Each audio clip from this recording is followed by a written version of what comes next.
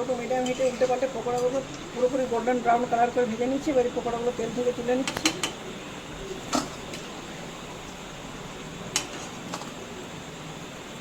ওর দ্বিতীয় ব্যাচের পকোড়া উঠে ছেড়ে দিচ্ছি। এইভাবে সমস্ত পকোড়াগুলো আমি ভেজে নিয়ে ফিরে আসছি।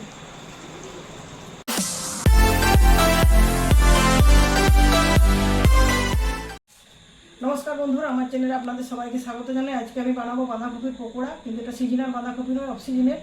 এই জন্য একটু স্বাদটাও কি একটু অন্যরকম হয়ে যায়, ফিকে হয়ে যায় আর একটু গন্ধ করে। এই জন্য বাঁধাকপিটার উপরে লবণ জলে কিছুটা ভাপিয়ে নিয়েছি। আর তার সাথে টেস্ট জন্য নিয়েছি পেঁয়াজ, দুটো মিডিয়াম সাইজের পেঁয়াজ কুচিয়ে নিয়েছি, আর একটু আলু সেদ্ধ আর কুচনো কাঁচা লঙ্কা। মশলার মধ্যে আছে দেখুন, এখানে নিয়েছি গ্রেট করা আদা, লবণ, হলুদ, এটা নিয়েছি গরম মশলার গুঁড়ো, বাঁধাকপির গন্ধটা কাটা নিচ্ছেন। এখানে ভাজা মশলা আপনারা সকলে জানেন, গোটা জিরে, ধনে আর শুকনো লঙ্কা কাঠকলায় ভেজে গুঁড়ো করে নিলে ভাজা মশলা হয়। তার সাথে দিয়েছি সামান্য একটু মৌরি, ভাজা মশলাটা দিয়ে দিচ্ছি 2 চামচের মতো। সবটা খুব ভালো মতো প্রথমে হাত দিয়ে মিক্স করে নিচ্ছি, তারপর এখানে বেসনটা অ্যাড করব।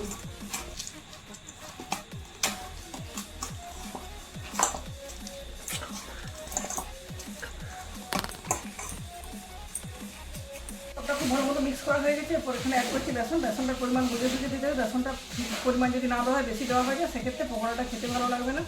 এই যে ছোটো হাতাটা নিচ্ছি, হাতাটা 5 হাতার মতো বেসন অ্যাড করছি, তার বেশি বেসন অ্যাড করবো না। এটাতে পকোড়াটা যথেষ্ট হয়ে যাবে।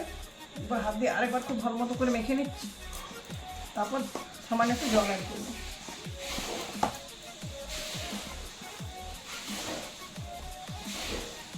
দেখুন বন্ধুরা, মাখা হয়ে গেছে পকোড়া বানানোর জন্য, কিন্তু এটা বেশি শুকনো শুকনো হয়ে গেছে, কিন্তু সামান্য একটু জল অ্যাড করছি।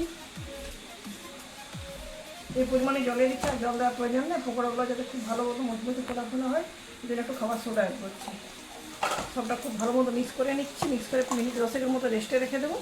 সেই সময়ের মধ্যে তেলটা বসিয়ে দেবো গরম হওয়ার জন্য। অবশ্যই সরষের তেলে পকোড়াগুলো ভাজবো। সরষের তেলে পকোড়াগুলো ভাজলে খেতে দুর্দান্ত লাগে। আমার পকোড়া বানানোর জন্য মিশ্রণটা তৈরি হয়ে গেছে। এটা রেস্টে রেখে দিচ্ছি, ঢাকা দেওয়া হয়েছিল, আপনাদের খুলে দেখাবো। আমি দিয়ে কড়াই বসিয়ে দিচ্ছি। কড়াইটা গরম হয়ে গেছে। কড়াইটা দিচ্ছি পরিমাণ মতো সরষের তেল।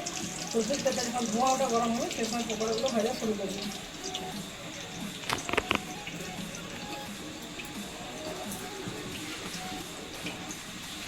দেখুন বন্ধুরা, তেলটা খুব ভালো মতো গরম হয়েছে, ধোঁয়া উঠছে। ধোঁয়াটা গরম থেকে পকোড়াগুলো আস্তে আস্তে ছেড়ে দিচ্ছি। খুব বড়ো সাইজের পকোড়া বানাবো না, ছোটো ছোটোই বানাচ্ছি। আপনি চাইলে এরকম চেপটা করে বানাতে পারেন, আমি পকোড়ার আকারে বানাচ্ছি। পকোড়াগুলো যত ছোটো হয়, ভিতরটা তত বেশি বড়ো ভালো করে ভাজা হয়। খুব বেশি বড়ো সাইজের করুন, সেক্ষেত্রে সবসময় ভিতরটা ভাজা হয় না, একটু কাঁচা থেকে যেতে পারে।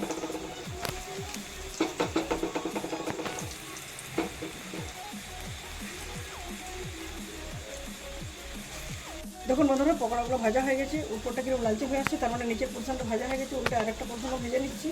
এই সময়টা লো টু মিডিয়াম হিটে ভাজতে হবে। হাই হিটে ভাজলে শুধু পুড়ে যাবে উপর থেকে, ভিতরটা পুরোপুরি নরম থেকে যাবে। এই জন্য পকোড়া যখন ভাজবেন একটু হাতে সময় নিয়ে ভাজবেন, আর গ্যাসের ফ্লেমটা লো টু মিডিয়াম হিটে দেবেন।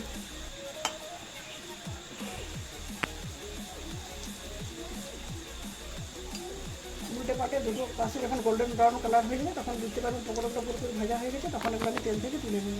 দেখুন বন্ধুরা, লো টু মিডিয়াম হিটে উল্টে পাল্টে পকোড়াগুলো পুরোপুরি গোল্ডেন ব্রাউন কালার করে ভেজে নিচ্ছি। এবার পকোড়াগুলো তেল থেকে তুলে নিচ্ছি।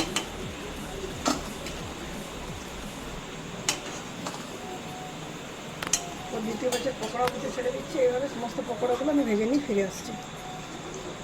দেখুন বন্ধুরা, সমস্ত পকোড়াগুলো আমার ভাজা হয়ে গেছে। পকোড়াগুলো কতটা মুচমুচে হয়েছে, এতে ঠোকা দিলে সাউন্ডটাতে বুঝতে পারবেন। একটা পকোড়া ভেঙে দেখাচ্ছি, দেখুন ভিতরটা পর্যন্ত পুরোপুরি ভাজা হয়ে গেছে। তো বন্ধুরা, এটা একটা কম্বো প্যাক। যেমন কম্বো প্যাকের মধ্যে অনেক কিছু পাওয়া যায়। যারা আলুর চপ খেতে পছন্দ করেন, তারা এর মধ্যে আলুর স্বাদ পাবেন। যারা পেঁয়াজ খেতে পছন্দ করেন, পেঁয়াজের স্বাদ পাবেন। আর যারা বাঁধাকপি খেতে পছন্দ করেন, তার বাঁধাকপিরও স্বাদ পাবেন। আর যারা সব কিছুই পছন্দ করেন, একসাথে সবটারই স্বাদ পাবেন। তো বন্ধুরা, এরকম একটা কম্বো পকোড়া অবশ্যই বাড়িতে বানাবেন। এখন বৃষ্টি হচ্ছে, বৃষ্টির সময় বিভিন্ন ধরনের খাবার খাওয়ার ইচ্ছে করে, তার মধ্যে বিশেষত ভাজা ভুজি বিভিন্ন ধরনের তেলে ভাজা চপ খেতে আমাদের মন চায়। তো বন্ধুরা, অবশ্যই বাড়িতে এই ধরনের রেসিপিটি বানাবেন, খেয়ে এবং খাইয়ে আনন্দ পাবেন। কেমন লাগলো কমেন্ট করে অবশ্যই জানাবেন। যদি আমার রেসিপিটি ভালো লাগে, ভিডিওটিতে লাইক, শেয়ার এবং চ্যানেলটিকে সাবস্ক্রাইব করে না থাকলে অবশ্যই চ্যানেলটি সাবস্ক্রাইব করে আমার পাশে থাকবেন। আজকের মতো এ পর্যন্ত। পরের দিন দেখা হবে নতুন কোনো রেসিপির সাথে। ভালো থাকুন, সুস্থ থাকুন, সুরক্ষিত থাকুন। ধন্যবাদ।